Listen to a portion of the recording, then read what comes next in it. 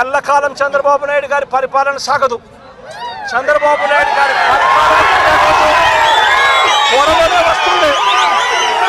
ప్రతి పోలీస్ అధికారికి కూడా చెప్తా ఉన్నా, మీ బట్టలు తీస్తామని చెప్పి ప్రతి పోలీస్ అధికారికి